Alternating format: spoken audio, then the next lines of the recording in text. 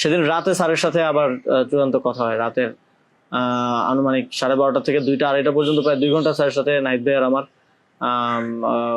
কলে কথা হয়, এবং সেখানে আমরা বিস্তারিত বিভিন্ন বিষয়গুলো আলোচনা করি, এবং স্যারের কিছু কনসার্ন ছিল সেগুলো আমরা ডিসকাস করি যে এটা আবার 1-11 মতো একটা সরকার হবে কিনা। মানে আমরা ক্ষমতায় বসবো, কিন্তু পেছন থেকে আর্মি আমাদেরকে চালাবে কিনা, অথবা অন্য কেউ আমাদেরকে ডিক্টেট করবে কিনা। স্যারের কনসার্ন ছিল এটা। স্যারের কনসার্ন ছিল যে আমি আসলে আমাকে এই স্বাধীনতাটা দিতে হবে, আমি আসলে এটা আর্মি রান করবে কিংবা পেছন থেকে কেউ রান করবে, এটা হলে আমি আসবো না। তো আমরা স্যারকে বলেছি যে আমাদের পজিশনে এটাই, যে গভর্নমেন্ট যদি আমরা ফর্ম করি, গভর্নমেন্ট স্বাধীনভাবে কাজ করতে হবে, এবং এখানে সেনাবাহিনী কিংবা অন্য কোনো অথরিটি যদি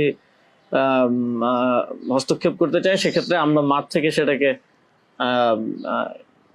চ্যালেঞ্জ করবো আর কি। তো এই ধরনের একটা নিশ্চয়তা স্যারকে আমরা দেই আমাদের এন্ড থেকে।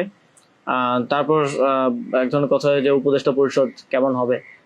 স্যার আমাদেরকে বলেন যে তোমরা ঠিক করো, আর স্যার কিছু সাজেশন দেন। স্যারের টিম থেকে 6 তারিখ সম্ভবত প্রায় 5 তারিখ রাতেই 23-24টা নাম আসে আমার কাছে।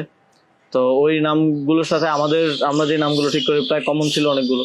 তারপর আমরা একটা লিয়াজু কমিটি করা হয়, যারা হচ্ছে সকল রাজনৈতিক দলের সাথে আলোচনার ভিত্তিতে একটা উপদেষ্টা পরিষদ গঠন করবে।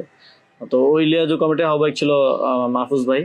তো ওনারা কমিউনিকেশন শুরু করে দেয় জামাতের সাথে, বিএনপির সাথে, আরো যারা রাজনৈতিক দল আছে, সিভিল সোসাইটি আছে, তাদের সাথে যোগাযোগের মাধ্যমে সবার থেকে নাম প্রস্তাব আসতে থাকে। কিছু নাম ছিল কমন, আমাদের এখানেও কমন। যেমন কিছু মানুষজন, যেমন সালাউদ্দিন আহমেদ স্যার, উনি তো অর্থনীতিতে বাংলাদেশে মানে এই মুহূর্তে যদি আমরা চিন্তা করি তাহলে ওয়ান অফ দ্য বেস্ট। তো ওনার নামটা সব দিক থেকে আসে। তো এরকম কিছু কমন নাম আসে, আবার কিছু নাম দেখা যায় আমরা ইনক্লুড করি বা কোনো এক পক্ষ থেকে আসে, কিন্তু অন্য পক্ষ এটাকে আবার রিফিউজ করে। বিএনপির কিছু নামের ব্যাপারে আপত্তি ছিল, তাদেরকে পরে নেওয়া হয়নি। তো এভাবে একটা মোটামুটি সবার সাথে কনসালটেশনের ভিত্তিতে একটা উপদেষ্টা তালিকা করা হয়। এবং যেদিন স্যার ল্যান্ড করে বাংলাদেশে আসেন 8 তারিখ দুপুরে, আর্মি থেকেও কিছু নাম প্রস্তাব করা হয়। যেটা আমরা একটু প্রায় 5-6টা নাম আমরা একটু ঘেটে দেখলাম যে এই লোকগুলো ওইভাবে সর্বজন গ্রহণযোগ্য না। এবং আরেকটা সমস্যা হচ্ছে তাদের অনেকেরই হয় না যে সফট আওয়ামী লীগ